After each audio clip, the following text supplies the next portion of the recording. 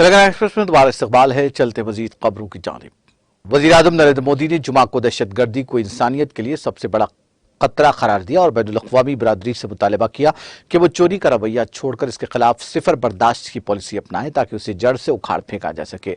आज यहां national investigation agency के इहतमाम दहशतगर्दी के लिए कोई पैसा नहीं के मौजू पर तीसरी बैनुल-अक़वामी कॉन्फ्रेंस से खिताब करते हुए मोदी ने दो टोक अल्फाज में कहा कि हिंदुस्तान को कई दहाइयों से इस मसले का सामना है, लेकिन उसने पुख्ता अहद किया कि जब तक दहशतगर्दी का खात्मा नहीं हो जाता तब तक वो आराम से नहीं बैठेंगे।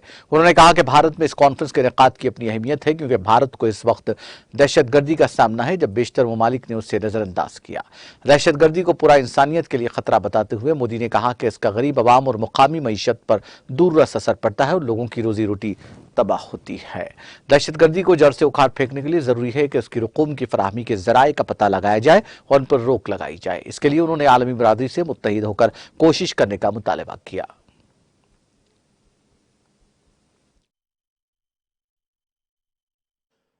One source is state support. Certain countries support terrorism as part of their foreign policy. They offer political, ideological, and financial support to them. International organizations must not think that the absence of war means peace.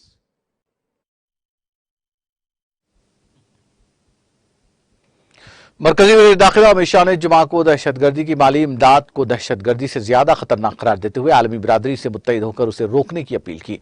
Amit Shah यहां दहशतगर्दी की माली मदद का मुकाबला के मौजू पर तीसरी दहशतगर्दी के लिए कोई पैसा नहीं वजारती कॉन्फ्रेंस के दहशतगर्दी की माली मुआवनत के आलमी रुझानात पर पहले इजलास की सदारत की। वज़ीर दाखिला ने कहा कि दहशतगर्दी बिलाशुबा आलमी अमन और सलामती के लिए सबसे बड़ा खतरा है, लेकिन वो समझते हैं दहशतगर्दी की माली मुआवनत खुद दहशतगर्दी से ज्यादा खतरनाक है, क्योंकि दहशतगर्दी के जराये और तरीके इसी सरमाए से चलते हैं। इसके साथ दहशतगर्दी की माली मुआवनत करके दुनिया के तमाम ममालिक की मईशत को कमजोर करने का काम भी किया जाता है।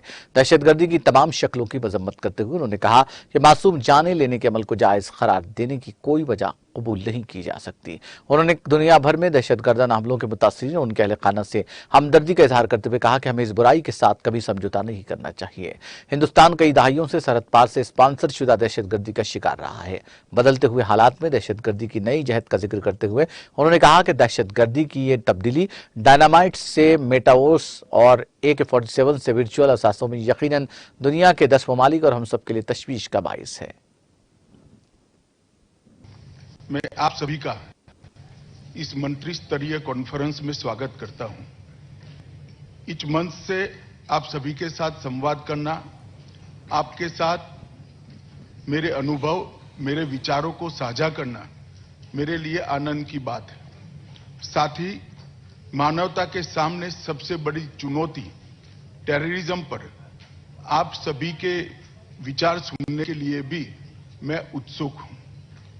मुझे आशा है कि 2 दिन की इस चर्चा में हम एक वर्केबल तथा प्रैक्टिकल रोड मैप तय करने में सफल होंगे और टेररिज्म के खिलाफ की लड़ाई में एक निर्णायक मकाम पर पहुंचेंगे।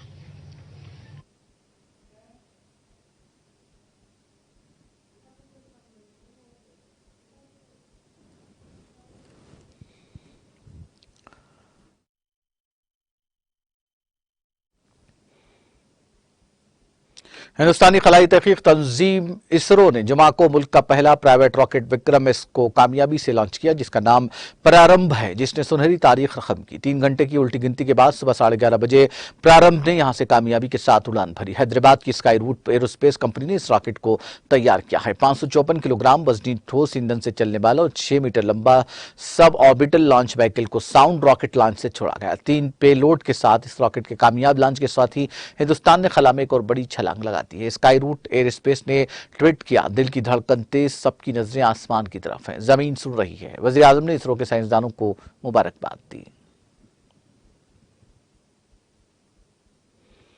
नेपाल में 20 नवंबर को होने वाले आम इंतखाबात के पेश नजर उत्तर प्रदेश के देवी पाटन डिवीजन से मुत्तसिल बढ़नी और रोपेडिया सरहदों को सील कर दिया गया है। देवी पाटन जोन के डिप्टी इंस्पेक्टर जनरल पुलिस सेपेंडर कुमार अग्रवाल ने जुमा को कहा कि नेपाल में इंतखाबात के दौरान किसी भी तरह की गड़बड़ और सरहद पार से मुल्क दुश्मन अनासिर की तरफ से किसी मुजरिमाना वाक़े के खदशे के पेश नजर 20 नवंबर को होने वाले आम इंतखाबात से 72 घंटे कबल डिवीजन से मुत्तसिल सरहदों को सील कर दिया गया है और सरहद पार से आने और जाने वाले हर शख्स की नकलो हरकत पर पाबंदी लगा दी गई है। उन्होंने कहा कि इसके अलावा डिवीजन के बहराइच जिले के 58.5 किलोमीटर, बलरामपुर जिले की 54.5 और जिला श्रावस्ती की 51 किलोमीटर के साथ कुल 243 किलोमीटर खुली सरहदों पर बॉर्डर पर तैनात सिक्योरिटी एजेंसियों, सिविल पुलिस, इंटेलिजेंस और दीगर सिक्योरिटी फोर्सेस की चौकसी बढ़ा दी गई है।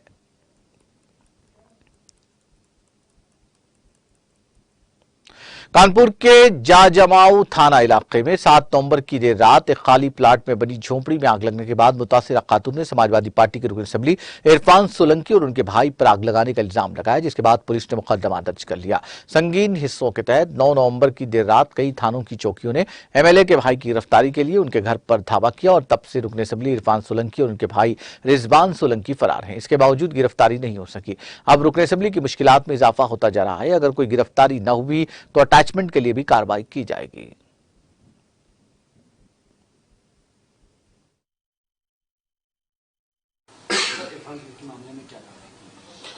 इस मुकदमे में विवेचना की जा रही है। हमने सारे स्टेप्स इस विवेचना के क्रम में अब तक ले लिए हैं।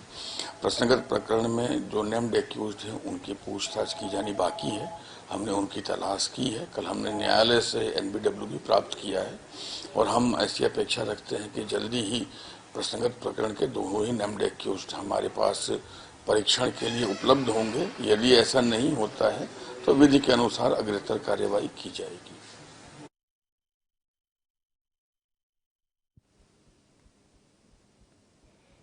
हारी अवंतीपुरा कश्मीर में 130 बटालियन सीआरपीएफ की जानिब से एक मुफ्त तिब्बी कैंप का एहतमाम किया गया, जिसमें लोगों की एक बड़ी तादाद ने शिरकत की।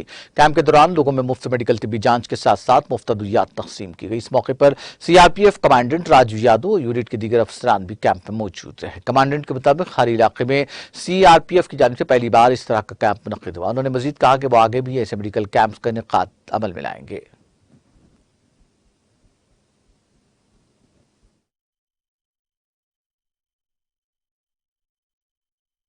सभी जानते होंगे ये हरी परी गांव जो है ये एक बहुत ही पिछड़ा हुआ इलाका रहा है और यहाँ जैसा कि मुझे बताया गया है कि यहाँ कभी भी किसी भी सीआरपीएफ की किसी भी यूनिट ने आज तक आके कोई मेडिकल कैंप आज तक नहीं लगाया था। तो इसीलिए हमें लगा और यहाँ के जो आवाम है वहाँ उनके जानिब से भी हमारे पास रिक्वेस्ट आई थी यहाँ मेडिकल कैंप लगाने के लिए। तो आज हम आ गए हैं अपने डॉक्टर्स और अपनी दवाइयों को लेके। डॉक्टर्स जो है वो मरीजों को देखेंगे और हम लोग जो है उनको फ्री में मेडिसिन प्रोवाइड करेंगे। ये सिलसिला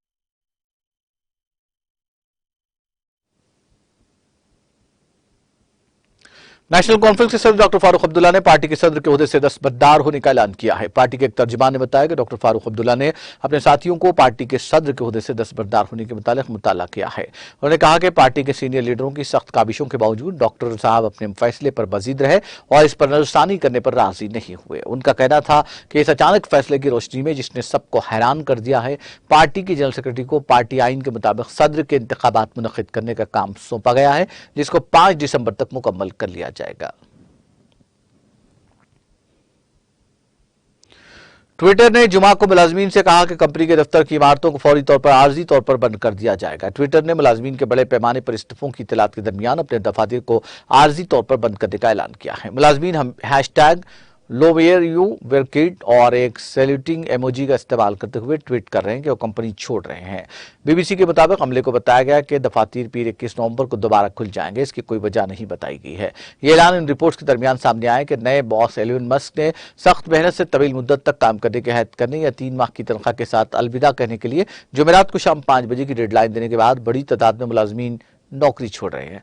पैगाम में मजीद कहा गया कि बराए करम सोशल मीडिया, प्रेस या किसी और जगहों पर कंपनी की खुफिया मालूमात पर बहस करने से गुरेज करते हुए कंपनी की पॉलिसी पर अमल करते रहे। इस हफ्ते मास्क ने मुबैना तौर पर ट्विटर के मुलाजमीन को बताया कि उन्हें तवील वक्त तक काम करने का अहद करें और पूरी तरह वक्फ होकर काम करें, कंपनी छोड़ दें। वॉशिंगटन पोस्ट ने बताया कि मुलाजमीन को एक ईमेल में फर्म के नए मालिक ने कहा कि अगर वो मुलाजिमत बरकरार रखना चाहते हैं तो उन्हें ज्यादा वक्त तक काम करने का अहद करना होगा। मस्क ने कहा था कि 17 नवंबर तक साइन अप न करने वालों को 3 माह की तनख्वाह देकर हिसाब किताब कर दिया जाएगा। इस माह के शुरू में कंपनी ने कहा था कि वो अपनी अफरादी कुव्वत का तकरीबन 50% कम कर रही है। ट्विटर के एक साबिक मुलाजिम ने नाम जाहिर न करने की शर्त पर BBC को बताया कि मुझे लगता है कि आज जब धूल साफ हो जाएगी तो शायद 2000 से भी कम लोग रह जाएंगे।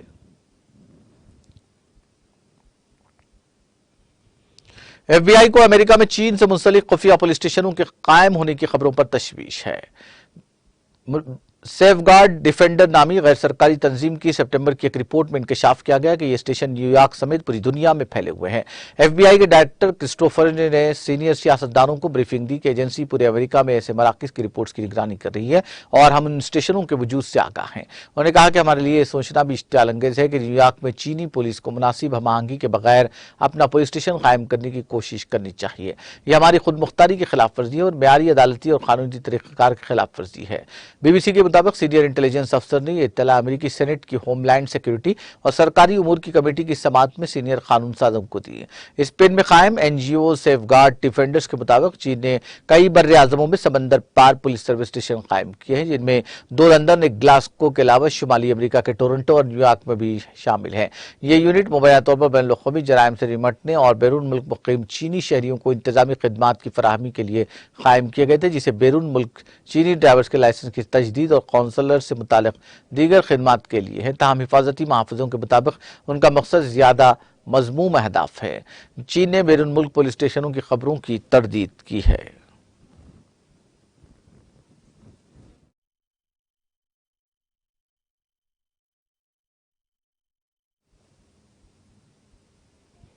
आखिर में सुर्खियां एक बार फिर। तेलंगाना में पाम ऑयल की काश्त को दिया जा रहा है फरोग। खुर्दनी तेल के लिए दरामदी निसार को कम करने में मिलेगी मदद। आलमी गोलमेज कॉन्फ्रेंस से वजीर IT KTR का खिताब।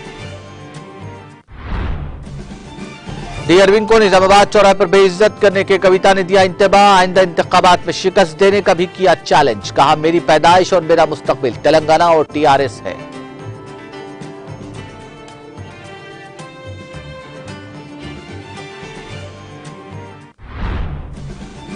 सरकारी स्कूलों को कॉर्पोरेट स्कूलों के मुतबादिल के तौर पर किया जा रहा है तैयार। अमीरपेट में सरकारी हाई स्कूल के दौरे के मौके पर वजीर तलसानी श्रीवास यादव का खिताब। ताखीर से नहीं बल्कि जीरो टॉलरेंस की पॉलिसी से दहशतगर्दी का होगा खात्मा। दहशतगर्दी के मौजे पर तीसरी बैनुल-अक़वामी कॉन्फ्रेंस से वजीर आजम का खिताब। दहशतगर्दी की माली मुआवनत खुद दहशतगर्दी से ज्यादा खतरनाक। आलमी बरादरी से मुत्तहिदा तौर पर रोकने मरकजी वज़ीर दाखिला अमित शाह की अपील। और इसरो ने सुनहरी तारीख रकम की। मुल्क के पहले प्राइवेट रॉकेट का कामयाब लॉन्च। हैदराबाद की Skyroot Aerospace company ने रॉकेट को किया तैयार।